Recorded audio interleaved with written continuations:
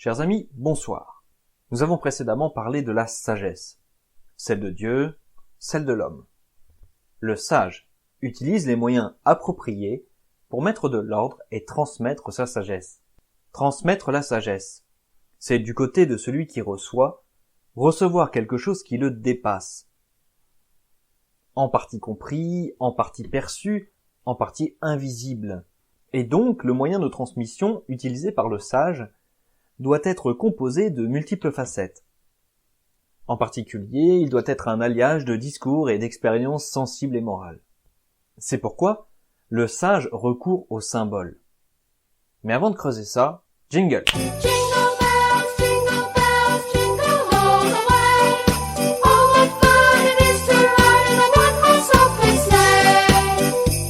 Notre religion n'est pas une chose abstraite qui ne serait constituée que de sentiments et d'actes intérieurs.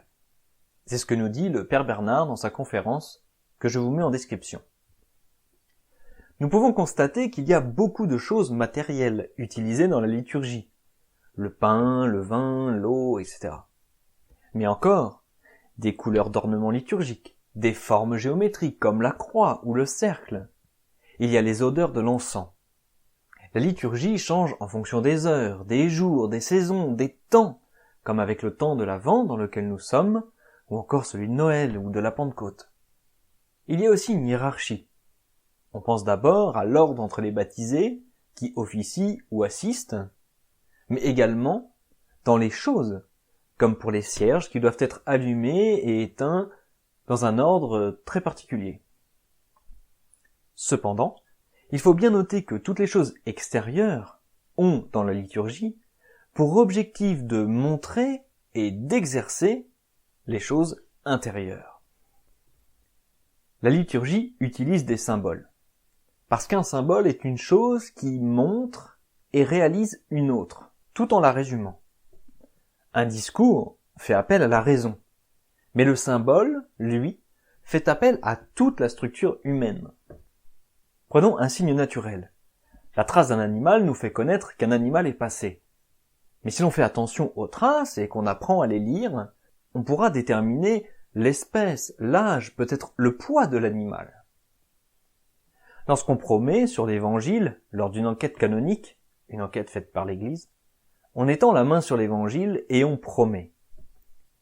Ce symbole nous engage corps et âme, en montrant que notre parole est sacrée, que ce qu'on dira sera sacré comme la parole de Dieu, et qu'en mentant, on se ferait sacrilège, traître et menteur.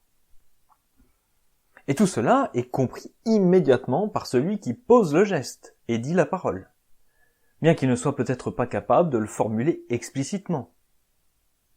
Et cet acte, ce symbole, est bien plus puissant, pour prendre conscience de ce que l'on est en train de faire et de sa gravité, qu'un long contrat écrit.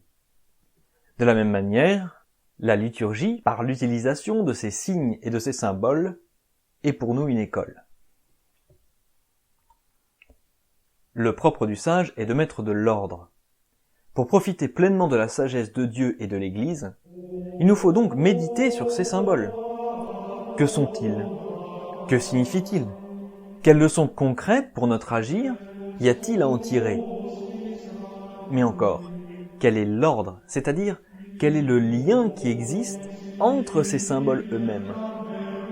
Car ces symboles nous parlent de nous et de Dieu. Les chants liturgiques sont des symboles.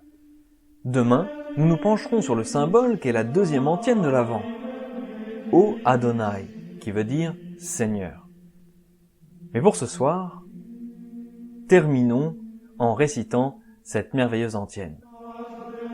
Ô Adonai, chef de la maison d'Israël, qui est apparu à Moïse dans les flammes du buisson ardent et lui avait donné la loi sur le Sinaï, venez nous délivrer par la force de votre bras.